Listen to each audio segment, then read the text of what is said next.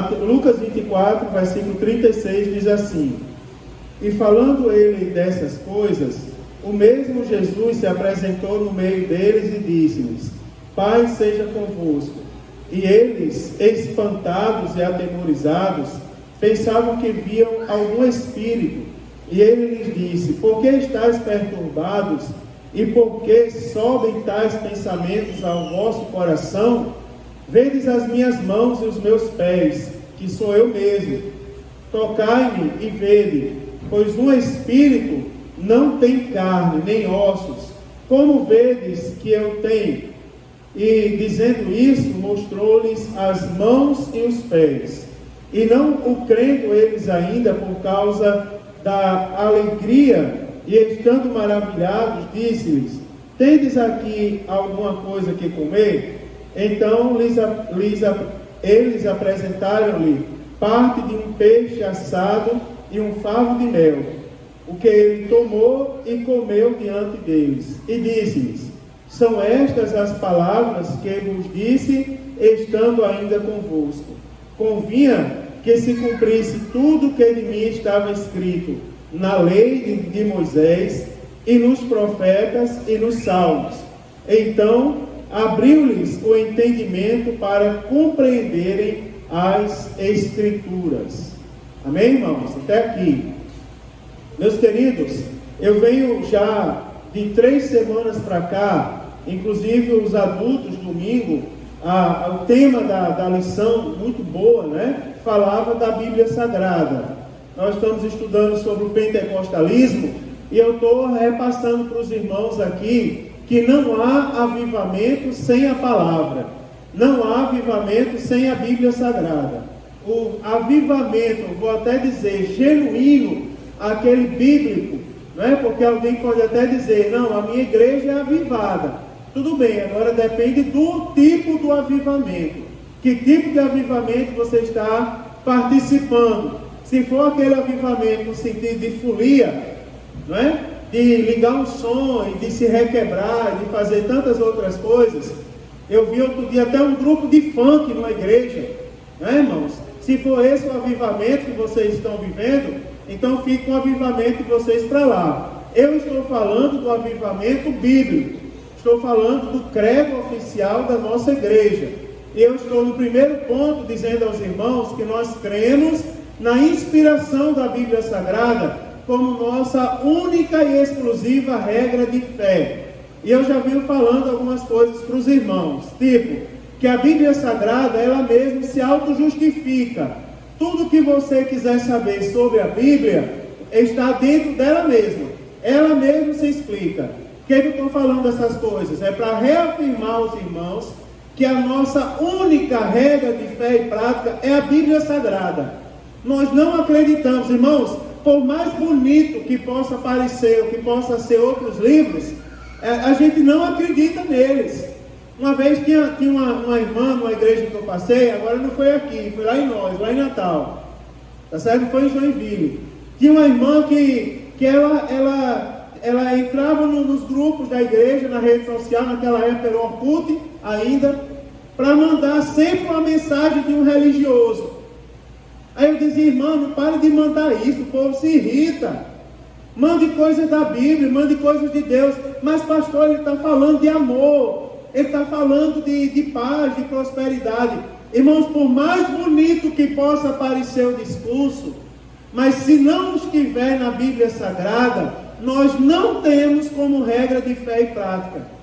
A Bíblia é tão radical nisso, que ela chega a dizer: ainda que apareça um anjo de luz, observe, ainda que apareça um anjo de luz, anunciando outras coisas que não sejam essas aqui, ele deve ser anátema. Não é, irmãos? A Bíblia é radical. A Bíblia é a nossa única regra de fé e prática. Eu já venho falando com os irmãos nessas 2 semanas, agora na terceira, os motivos. Preste atenção, irmãos, que tem alguns livros que tem em outras Bíblias e não tem na nossa Bíblia. Vocês vão ler porque vão observar porque que eu li esse texto hoje. Nesse texto de hoje, você observa que havia um conflito. Não era na vida de qualquer pessoa, era na vida dos apóstolos. Sabe quem são os apóstolos, irmãos? Você já tem condições de responder, que a gente já vem falando sobre eles aqui algumas vezes. A Bíblia diz que da multidão de discípulos, ou seja, daquela multidão dos que seguiam a Jesus, Jesus separou 12, os quais ele chamou de apóstolos. Né? Eu já falei para os irmãos outras vezes, para ser apóstolo, primeiro tem que ser discípulo. Não é, irmãos? Não tem pessoas que querem... Apóstolos é aqueles que dão continuidade, né? À obra de Jesus Cristo, que tomaram para si a missão e a obrigação de perpetuar, de tocar para frente a obra de Jesus Cristo. São os apóstolos.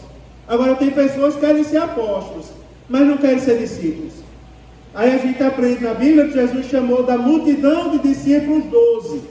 Esses 12 andaram com Jesus, irmãos, ali, próximo a eles. Eles estavam com Jesus no dia a dia, ouvindo os ensinamentos do próprio Jesus. Mas quando o próprio Jesus, que ensinou eles, que falou para eles que ia ressuscitar, ressuscitou, foi que eles pensaram, é o Espírito. Você observa a falta de Bíblia. E você observa a lição que Jesus dá nos apóstolos agora. Porque eles sentiram medo, pensaram que Jesus era um Espírito. Jesus falou para eles. Jesus disse assim, olhem para mim, porque vocês vão ver olhem minha mão e meus pés, sou eu mesmo, toquem em mim. Aí ele dá uma lição, ele diz assim, alguém pode tocar em Espírito? Alguém pode, por exemplo, alguém aqui tem a capacidade de ver o Espírito, pelo menos? Não tem, meu irmão. O Espírito é algo que simplesmente ele está além das nossas condições humanas. A Bíblia diz assim, Deus é Espírito. Por isso que nós não vemos Deus. Deus é Espírito. Não é? Tem pessoas dizendo que vê Espírito por aí. Ah, se o Espírito aparecesse com uma pessoa dessa um dia. Não é, irmão? Não ia ter cabra macho gritando fino aí de noite. Você observa, Jesus ele chama a atenção dos apóstolos dele. Vocês conseguem ver os pés ou a mão de um Espírito? Vocês já viram o Espírito? Toque em mim. Vocês podem tocar no Espírito? Não podem. Toque em mim. Veja que eu sou real. O que vocês têm para comer aí? Tem um pedaço de um peixe assado? Me dê para eu comer, para vocês verem que sou eu. Ou seja, Jesus chamando a atenção dos apóstolos. Sabe por quê, irmão? Porque depois a Bíblia diz assim, então abriu-lhes o entendimento para compreenderem as Escrituras. Depois de tudo isso foi que abriu o entendimento. Antes eles não tinham entendimento. Olha, eu tenho chamado a atenção de vocês nos cultos. Os cultos têm que ser dedicados exclusivamente a Deus. A gente não pode perder tempo no culto com outra coisa. Dobrou o joelho para orar, é para orar, meu irmão. Não é para ficar conversando não, dando gargalhada não. Gargalhada a gente dá depois. Uma vez um irmão mandou um bilhete para mim, pastor, isso é muito sério, tem que rir mais um pouco. Depois você mesmo vai estar dizendo, o pastor lá da igreja é minha boca aberta, vive rindo. Não, pastor da Assembleia de Deus tem que ser sério, cara fechado, tem que ser má. É verdade, irmão, e crente tem que levar Deus a sério. Não é, irmão? É verdade, tem que levar Deus a sério. Mas a gente não tem que ser feliz, pastor? Tem, mas a nossa alegria não é a alegria do mundo não, irmão. O mundo está rindo de palhaçada. Nós não estamos rindo de palhaçada não. A nossa alegria provém ainda do Espírito Santo de Deus que habita no nosso coração. A Jesus dá a lição para os discípulos. Vocês precisam compreender as Sagradas Escrituras. Aí ele diz assim, ó, versículo 44. São estas as palavras que eu vos disse estando ainda convosco. Ou seja, foi Jesus dizendo, eu disse a vocês e vocês ainda não compreendem isso. Olha, irmão, tem pessoas desesperadas por aí. Não é, irmão? Tem pessoas perdendo tempo com pouca coisa. Eu vou dizer uma coisa para vocês. Tem pessoas perdendo tempo com mentira. Para que perder tempo com mentira, irmão, se você não é mais menino no entendimento? Você sabe que isso não engana Deus. Deus sabe quando a gente está falando a verdade ou não está. Não é verdade, irmão? Você é sincero, é verdade. Deixa eu ensinar a Bíblia para vocês. Jesus falando para os apóstolos, aí ele diz assim, ó, quem falou essas coisas que eu repeti agora, foi eu mesmo, quando eu estava com vocês. Agora eu vou dizer uma coisa, aí ele dá a lição de hoje para a gente. Aí ele diz assim, ó, convinha que se cumprisse tudo o que de mim estava escrito aonde? Na lei de Moisés. Presta atenção nessas três coisas aí. Na lei de Moisés, e nos profetas e nos salmos. Ou seja, o próprio Jesus está falando várias coisas aqui. Qual é o tema da Bíblia? Ele está dizendo, sou eu mesmo. Porque para que se cumpra o que de mim estava escrito lá na lei de Moisés, no profeta e nos salmos. Ou seja, em outras palavras, ele está dizendo, eu sou o tema da Bíblia. Eu sou o centro da Bíblia. Agora, não só isso, e dentre tantas outras coisas que eu podia falar, ele também está nos ensinando aqui, irmãos, as verdadeiras Escrituras. Na época de Jesus, não havia o Novo Testamento como o Novo Testamento. Não havia, o Novo Testamento não tinha sido escrito ainda. O primeiro livro do Novo Testamento foi escrito 30 anos depois que Jesus foi para o céu, meu irmão. Agora você é de 30 a 40 anos. Agora foi a primeira carta, a segunda carta, na primeira carta do apóstolo Paulo aos Tessalonicenses. Agora você observa, Jesus, ele testificando das Escrituras, aí ele diz, para que se cumprisse o que de mim estava escrito aonde? Na lei de Moisés, nos profetas e nos salmos. Aí ele está dizendo para a gente, olha aí o que são as Escrituras que vocês devem dar credibilidade. É a lei de Moisés, são os profetas e são os salmos. Sabe por que eu estou falando isso? Porque nós não reconhecemos a autoridade espiritual de qualquer outro livro que não seja a Bíblia Sagrada. Por exemplo, não sei se vocês já ouviram falar dos livros apócrifos ou pseudoepígrafos da Bíblia Sagrada. Eu não vou me detalhar isso, mas esses livros são chamados pelos romanos, por exemplo, de deuterocanônicos. Né? Eles tentam até confundir a cabeça dos crentes, e tem muito crente fraco caindo nisso. São deuterocanônicos, olha, é assim, eles apenas não estavam presentes no período de formação da Bíblia de vocês, mas no período de formação da nossa Bíblia estavam presentes. Então eles não estavam no cano de vocês, mas estão no nosso. Aqui, meu irmão, fale o que quiser falar, mas foi Jesus que falou da lei, dos profetas e dos salmos. E quem é que vai acrescentar alguma coisa lá? Acrescente na Bíblia de vocês, mas não é o que o próprio Jesus testifica. Você está entendendo? Uma coisa é eu chegar e falar para vocês aqui assim, ó irmãos, a Escritura que você deve dar credibilidade é a lei, o profeta e os salmos. Agora, espera aí, uma coisa é eu falar, mas é o próprio Jesus quem está falando.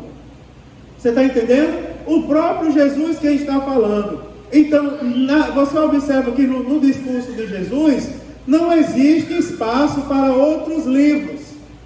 Agora eu vou dizer para vocês, pastor, você já leu algum livro apócrifo? Já li alguns. Li alguns. Para eu falar mal, eu tenho que saber, né, o que eu estou falando. Não posso ser nem um menino, nem um bobo. E o que é que tem neles que a gente não pode saber? Alguns deles têm até algum conteúdo de valor histórico real e interessante para o nosso entendimento, mas não para a nossa vida espiritual. Embora, se você pegar esses livros, mais vocês vão ver erros históricos e geográficos do que acertos. Vocês vão ver que, se você começar a ler esse livro, a sua cabeça vai dar um nó em relação a alguns períodos da Bíblia Sagrada. Além de ensinar, irmãos, doutrinas falsas e que divergem dos ensinamentos das Sagradas Escrituras. Quando o Novo Testamento foi escrito, havia alguns critérios para que os livros do Novo Testamento fossem aceitos como livro santo. Por exemplo, eles não podiam se chocar com Jesus, se chocar com a santidade de Cristo. Então tinha alguns critérios. Por exemplo, quem escreveu tinha que ter andado com Jesus para ter autoridade para escrever. Quer ver outra coisa, irmãos? Não podia divergir dos demais textos sagrados. Aonde que um livro que ensina você a orar pelos mortos vai ter a sua credibilidade? Uma vez mandaram para mim, irmão Samuel, num ato fúnebre, estava lá o caixão, né, com o corpo dentro, e estava lá, o cidadão foi fazer a cerimônia fúnebre, aí ele estava com a mão estendida para o morto, assim, ó. Aí ele tirou essa foto e botou no Facebook. Aí começou a vir as piadas lá, ele está orando para Deus ressuscitar o morto, né? Ele está orando para os anjos receberem ele no céu. Começou a vir as piadas, porque a gente não ora por morto, irmão. O que a Bíblia fala dos mortos? Os que morreram em Cristo um dia vão ressuscitar para serem arrebatados na primeira fase da segunda vinda dele. Os que não morreram vão ressuscitar também para a condenação eterna. Não é verdade, irmãos? Os que não morreram em Cristo. A Bíblia fala o destino dos mortos. Agora tu imagina eu ir lá fazer oração pelos mortos. Já pensou? Vamos acender uma vela aqui. O sinal funeral de crente é um dos lugares onde tem mais alegria na vida de um crente. Sabe por quê, irmão? A gente chora a perda de um ente querido, mas todo mundo que vai falar diz assim: eu me alegro, porque ele partiu dessa vida, mas um dia nós vamos nos encontrar na eternidade. E não é difícil você ver em funeral de crente, Jesus batizando no Espírito Santo e salvando vidas. Aqui nessa igreja já teve funeral de crente que Jesus salvou aqui. Não é? Que a gente fez o convite no final e as pessoas vieram aceitar Jesus. Não é, irmãos? Então tenham cuidado com os livros aí. Tem crente acreditando em horóscopo, irmão. Tem crente aí botando na rede social: eu sou peixe, eu sou sagitário. Você é qual? Qual é o seu signo? Jaziel. Você tá... coitado de você, ó. Você é dessa grossura, mas eu me garanto. Não é, rapaz? É verdade. Mas não, tem pessoas aí se enganando com o horóscopo. Deixa eu ver o que o meu horóscopo diz hoje. Hoje o seu amor não vai dar certo. Ai, meu Deus, orar porque o horóscopo está dizendo que hoje eu não vou ter sucesso no amor. Tem um monte de crentes se enganando com isso. Tem, meu irmão, parece uma brincadeira, mas tem. Tem pessoas que não estão lendo a Bíblia, mas não saem de casa se não lê o que o horóscopo está dizendo. Faz quanto tempo que você não lê sua Bíblia? Não responda para mim não. Eu olhei para você aí nessa hora. Mas convém que eu pergunte, não é, irmãos? Então, olha, eu vou falar uma coisa para vocês. Pseudoepígrafos, inclusive, são livros que foram produzidos por autores anônimos, por espíritos, se atribui a alguns a espíritos, não é? Que indevidamente colocam o nome de profeta nos seus autores, mas não tem inspiração do Espírito Santo. Cuidado com aquele livrinho de mensagem diária que mandam para vocês. Né? Alguém vai dar um presente a alguém, dá um livrinho de mensagem diária, pão quente diário. Não sei se ainda existem essas coisas, mas eu recebi um e-mail todo dia que era pão quente diário. Aí lá no pão quente tinha um versículo e um comentário. Não tenho nada contra isso, que às vezes eu mando um versículo para os irmãos também pelo WhatsApp, mas o meu comentário é bem menor que o versículo. Eu só boto que Deus abençoe o teu dia, Deus te dê vitória hoje, Deus confirme as promessas dele. Por que a minha mensagem sempre é curta em relação ao versículo? Porque tem gente se apegando a isso, esquecendo que a nossa regra de fé e prática é a Bíblia Sagrada. Eu tenho que saber o que está escrito na Bíblia Sagrada, irmãos. Então, primeira coisa de hoje, nós não acreditamos em outra coisa que não seja a Bíblia Sagrada. Você observa que a mensagem da Bíblia, ela é clara, irmãos. A mensagem é objetiva, é entendível, é completa. A mensagem do amor de Deus, ela é muito clara. E o objetivo principal, irmão, através do Espírito Santo, é nos levar sempre à redenção por meio de Jesus Cristo. É o objetivo da palavra de Deus. Irmãos, eu ouvi uma pessoa dizendo uma vez assim: Pastor Mário Sérgio, meu Deus do céu, comecei a ler o livro do Apocalipse, quase que eu endoidava. Aí muitas pessoas que estavam em volta diziam: não, é verdade, se você for ler aquele livro ali, você pira, você se desvia. Aí eu fui ler pela primeira vez. Eu não entendo por que as pessoas estão se desviando por ler o Apocalipse. Porque é uma mensagem tão clara. A gente ficou aqui quase 2 anos estudando o Apocalipse, versículo a versículo, mostrando aos irmãos o texto do Apocalipse. Claramente está lá tudo claro. Não é, irmãos? Está tudo claro, entendível. Eu escuto alguém dizer assim: não, é difícil você entender o livro dos Provérbios. Quando você ouvir alguém dizendo isso, é porque nunca leu, na verdade. Porque se lê, vai ver que entende. Se lê, o Espírito Santo revela, mostra o que está escrito ali. Primeira vez que Mário Nilton foi ler, cadê ele? O livro dos números, eu acho. Ele chegou para mim e disse: pai, eu tenho certeza que eu tenho que ler esse livro. Aí eu disse: por quê? Ele disse: porque eu não estou gostando desse livro. Pense num livro ruim de ler, não foi? Aí eu disse: não, Mário, tem que ler. depois que ele leu, aí ele chegou para mim e disse assim: ah, pai, eu entendi um monte de coisa que eu não tinha entendido ainda lendo o livro dos Números. Está entendendo, irmãos? Então, irmãos, nós interpretamos a Bíblia Sagrada sob a orientação do Espírito Santo. Agora tem uma coisa que a gente precisa observar. Olha para mim que eu vou dizer a você. Nós temos que ter cuidado com as regras gramaticais, irmãos. Com o texto, quando a gente lê a Bíblia. Eu já falei para os irmãos, a maneira correta de ler a Bíblia. Se a sua Bíblia está aberta no texto que nós lemos, você vai observar, olhando para a sua Bíblia, que a Bíblia Sagrada, o texto bíblico, ele começa, existem os parágrafos e o final do parágrafo. Quando é que a gente identifica quando começa um parágrafo? Quando ele começa com a letra maiúscula. E o que antecedeu essa letra maiúscula no versículo anterior foi um ponto final. Ou seja, acabou um discurso e agora está começando o outro com letra maiúscula. Não é? Então, a maneira correta de ler a Bíblia é você observando o parágrafo. Não é, irmãos? Eu li aqui no livro dos Juízes, por exemplo, quando eu falei lá da casa de... que o levita foi lá ser sacerdote dos ídolos, eu disse: ó, irmão, quem lê aqui só esse versículo aqui, que agora o rapaz tem um levita em casa, vai dar glória a Deus, bota até como tema da campanha de oração. Agora, quando vai ver o contexto, não é, irmãos? Porque nós temos que levar em conta as regras gramaticais, tudo bem certinho, irmão, o contexto histórico e literário. Eu sou um estudioso da Bíblia Sagrada, eu não ando me esbanjando por aí, tá certo, irmãos? Mas pela misericórdia de Deus, tem muita gente formada aí, de altíssimo nível, que passaram por minhas mãos, pela misericórdia de Deus. Eu não ando falando isso por aí. Agora, eu todos os dias observo minha Bíblia, e para falar alguma coisa para vocês, às vezes eu pego os originais, para ver se eu não vou falar alguma besteira, não é? Porque eu sei que eu estou lidando com pessoas inteligentes. Agora, não se engane com essa história de originais. Eu já falei para os irmãos, quando você vai traduzir uma obra de outro idioma para o seu idioma, você não tem que saber só as palavras, a tradução das palavras específicas. Você tem que saber ler o contexto e tirar dali, irmão, a ideia que está sendo transmitida naquele texto. Cuidado com interpretações isoladas.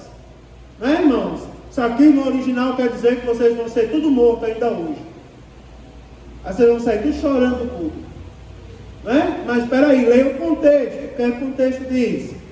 Que o salário do pecado é a morte. Não é, irmãos? Se você for estudar o hebraico, é tão complicado, é uma língua tão complicada, que a mesma palavra que se usa para Deus, se traduz para Deus, se traduz para outros deuses. Inclusive para Satanás, em alguns contextos. Agora vai estudar a Bíblia sem analisar o contexto dela, para você ver o que vai acontecer com você. Você se embaraça por aí. Abra sua Bíblia em Romanos, capítulo 8, versículo 14.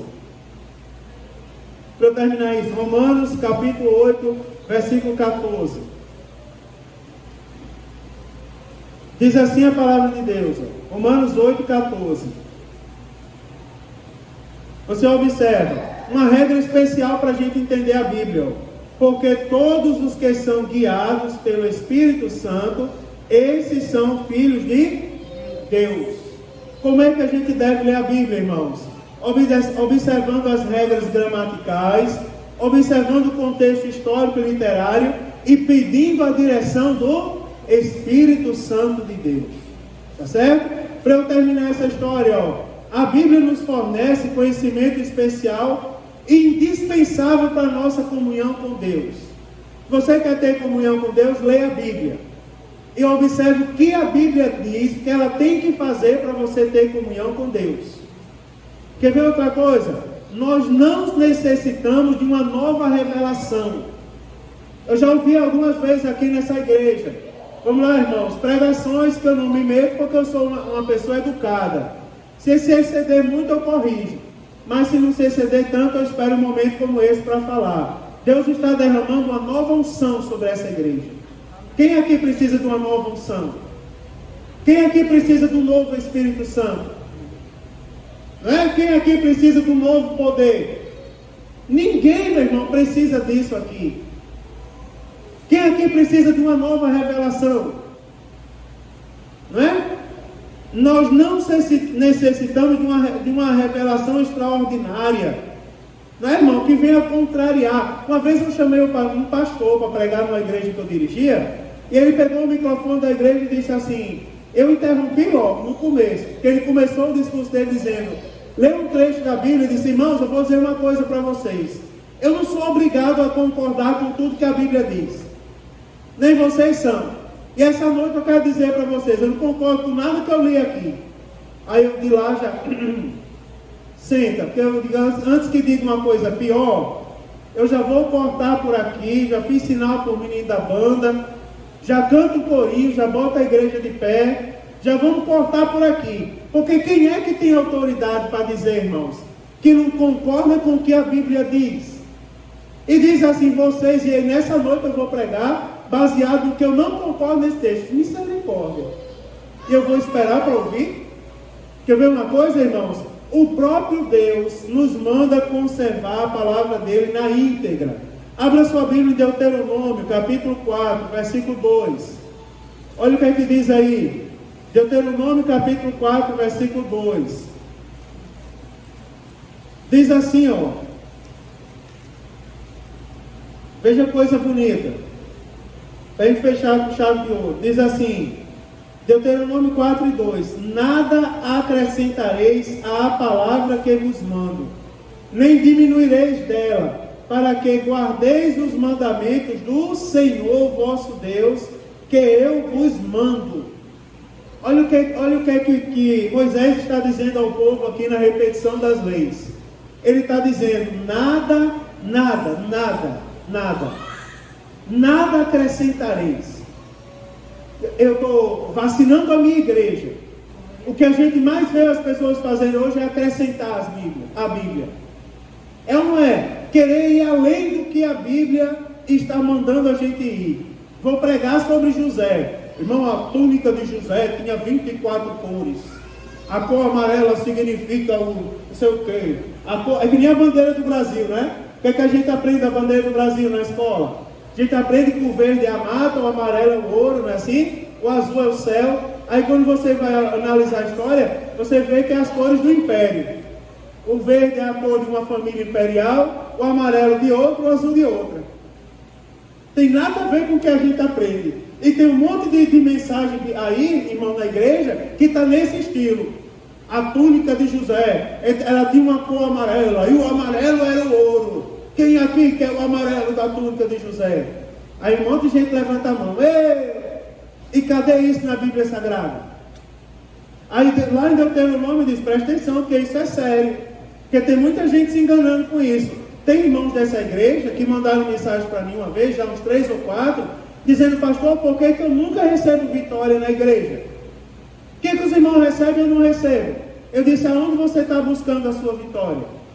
Porque se você está buscando a vitória em mensagens que não provêm de Deus, irmãos, eu nunca, por exemplo, profetizei aqui namoro para ninguém. Nem encontro isso na Bíblia. O que eu encontro é a recomendação de que não pode haver julgo desigual. Mas eu nunca disse, ei varão, aquela é a tua. Agarra aí, marca o casamento. Não é? Uma vez eu estava lá no Templo Central, no culto da restauração, e lá veio um abençoado marchando na igreja. Aí chegou para mim, tinha uma irmãzinha chorando do meu lado, de idade de ser minha avó. Aí eu disse assim, ele chegou para mim e disse assim, ei, Mário Sérgio, Deus está mandando te entregar um negócio assim, ó. Aí eu disse, é um sapato, o meu tá velho. Eu disse a ele, é bem um sapato. Aí ele disse assim, olha, não é. É para tu e para essa varoa aí. Aí eu olhei de lado a irmãzinha, quando ele disse isso, chorando, do meu lado. Aí ele disse assim, Deus mostrou dentro do negócio assim, um vestido. Aí ele disse, pega na mão aí, varoa, porque é o teu. A irmãzinha, cuidado sem minha avó, deu até pena dela naquele dia. Porque ela chorava tanto, oh, Jesus mandou o meu, né? Eu olhei para ele, eu sou caviloso, vai embora para lá, rapaz, seu desgraçado. É verdade, irmão. Aí mandei embora, e ela ficou, até me levantei de perto da irmãzinha, porque ela chorava tanto, levantou até a mão para pegar em mim. Aí quando antes dela pegar em mim, eu me levantei, sentei no outro banco para ela não se iludir. Isso não é de Deus não, rapaz. A Bíblia Sagrada está dizendo, ó, presta atenção, que isso é sério. Nada acrescenteis à palavra que vos mando. Nada acrescenteis. E a Bíblia diz assim, nem diminuireis. Olha como isso é sério. A palavra tem que ser dada na medida certa. Não pode acrescentar, nem pode diminuir. Aí ele está dizendo assim, ó, para que guardeis os mandamentos do Senhor. Ou seja, se você acrescenta ou diminui, você está guardando qualquer outra coisa, menos os mandamentos do Senhor. Aí ele diz, os mandamentos do Senhor vosso Deus, que eu vos mando. Ou seja, irmãos, olha o perigo em acrescentar e diminuir. Não existe meio termo. Ou é céu ou é inferno. Ou é salvação ou é condenação. Ou é certo ou é errado. Na Bíblia Sagrada não existe aquele negócio do muro.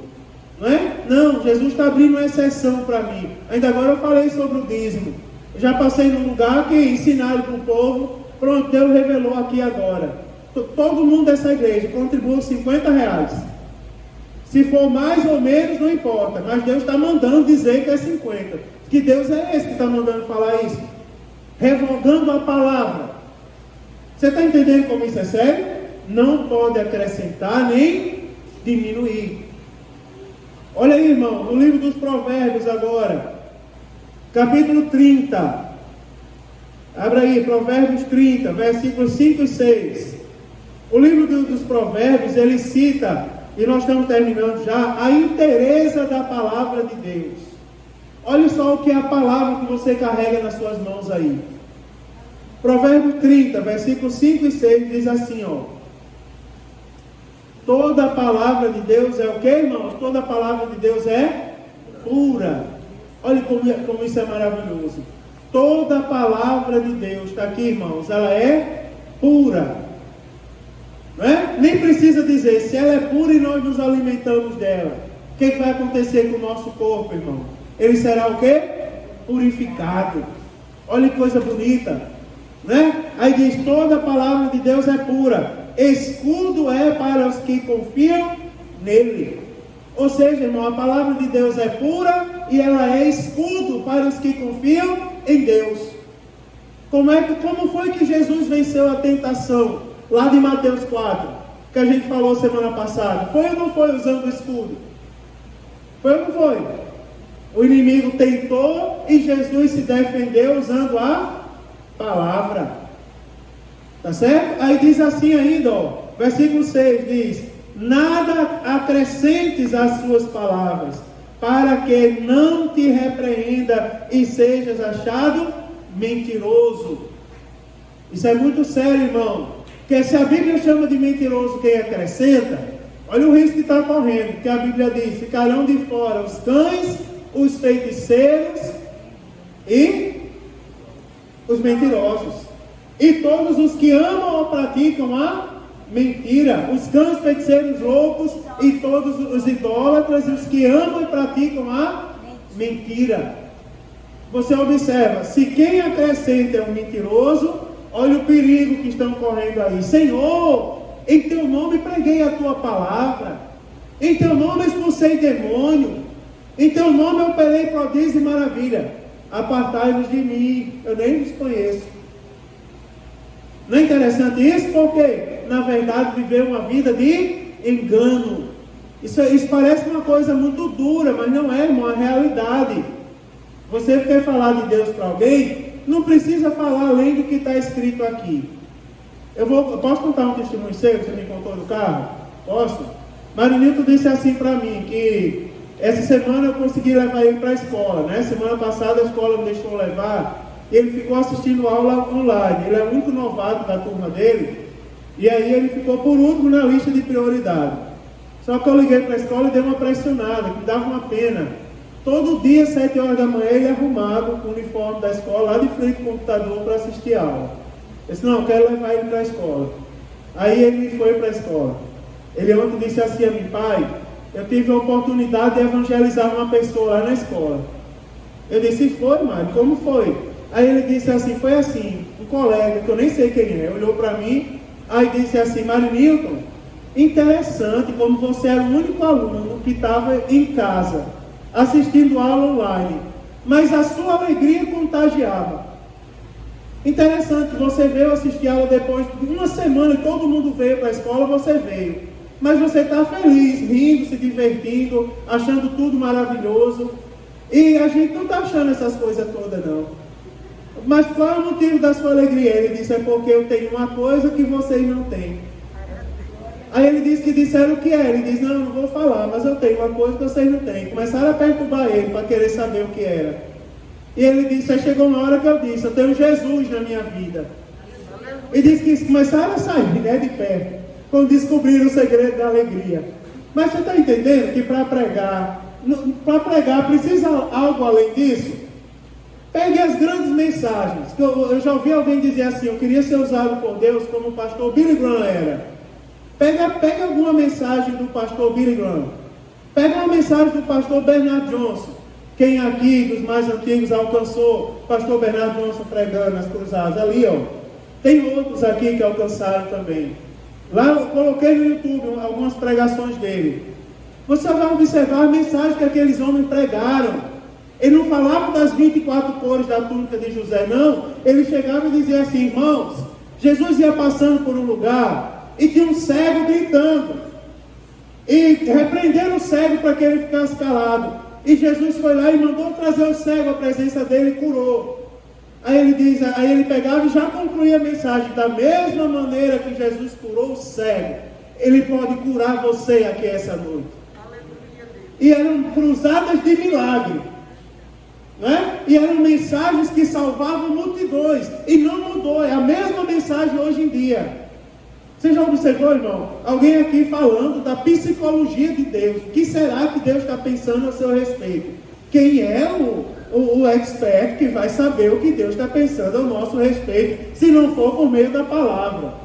Irmão, Deus está triste com você. Olha, cuidado, irmãos, eu estou falando da palavra, me entenda, não estou criticando, zombando de ninguém.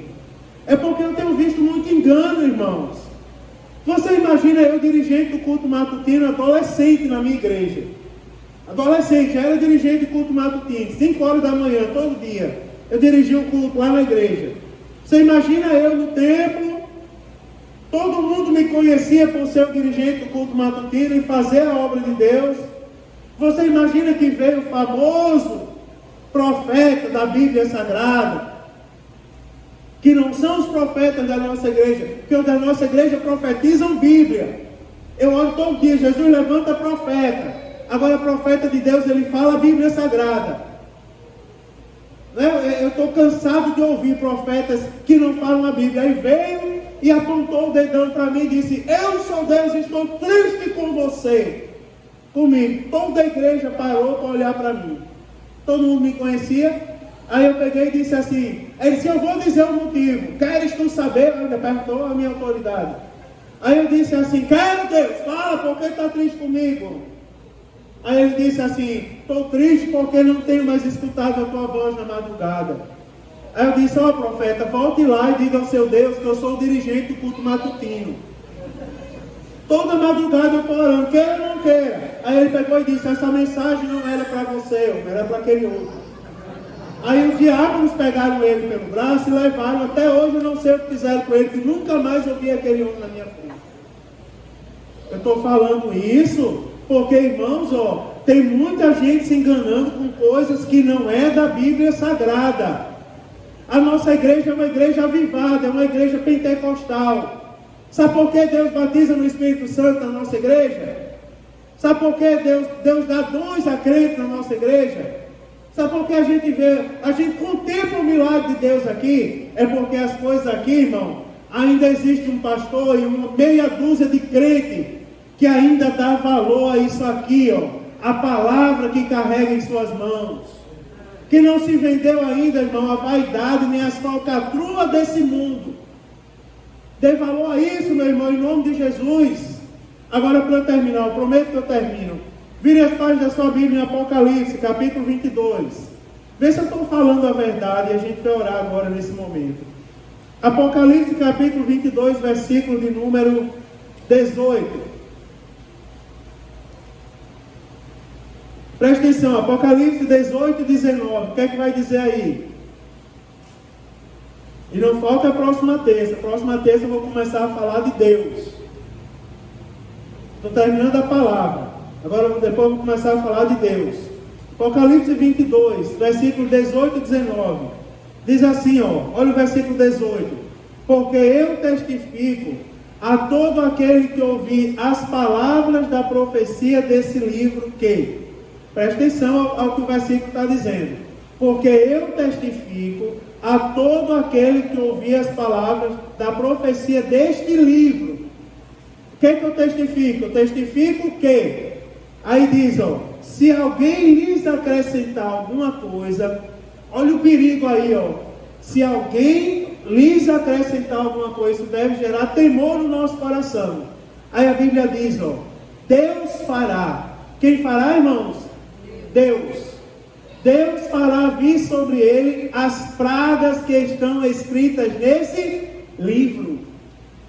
Olha o perigo aí. Quer dizer que nesse livro tem praga, pastor? Tem. Tem bênção para quem é fiel. Por sinal, a Bíblia diz que as bênçãos e as misericórdias alcançarão os fiéis. Mas também tem maldições. Agora, quando é que as maldições vão alcançar? Aí a Bíblia diz, se alguém lhes acrescentar alguma coisa, Deus fará vir sobre ele as pragas que estão escritas neste livro. Aí diz o versículo de número 19, e se alguém tirar qualquer palavra do livro desta profecia, Deus tirará a sua parte da árvore da vida e da cidade santa que estão escritas nesse livro. Olha que perigo, irmãos. O que acrescenta virá sobre ele pragas. O que retira, não está escrito bem claro aqui, bem objetivo? Qual a interpretação que precisa aqui? Aqui precisa temor, né, irmão? Precisa conhecer a Bíblia. Aí a Bíblia diz, e o que retira, aí Deus também vai tirar a sua parte da árvore da vida. E não só isso, diz assim, e da cidade santa que estão escritas nesse livro. Ou seja, irmãos, que acrescenta e o que retira corre um perigo muito grande, inclusive de perder a salvação. Estão entendendo como é sério isso daqui? É muito sério, irmãos, muito sério. Às vezes as pessoas dizem assim, eu já levei nome de frio, ou muita gente queria ser frio como eu. Todo temor a Deus eu digo isso, né, irmão? Aleluia. Pense no homem que escuta um hino e dá vontade de sair correndo da alegria do Espírito Santo. Agora uma coisa eu não abro mão, que a minha alegria esteja em conformidade com essa Bíblia, porque ela é uma alegria genuína. Sabe, eu quero terminar, irmão, dizendo para você, para todos nós que estamos aqui hoje, primeiro ponto do nosso credo: tudo que nós fazemos, tudo que nós somos, tudo que nós praticamos está aqui, irmãos, Nós não precisamos de outra revelação, nós não precisamos de outra unção, nós não precisamos, irmão, de outra palavra. Está aqui, leia a sua Bíblia, porque nessa Bíblia aqui, irmãos, aleluia, que nós carregamos em nossas mãos, está as palavras de vida de Deus para todos nós que aqui estamos. Vamos ficar de pé nesse momento, vamos orar ao nosso Deus, vamos pedir ao Senhor que tenha misericórdia da nossa vida, aleluia, glória a Deus.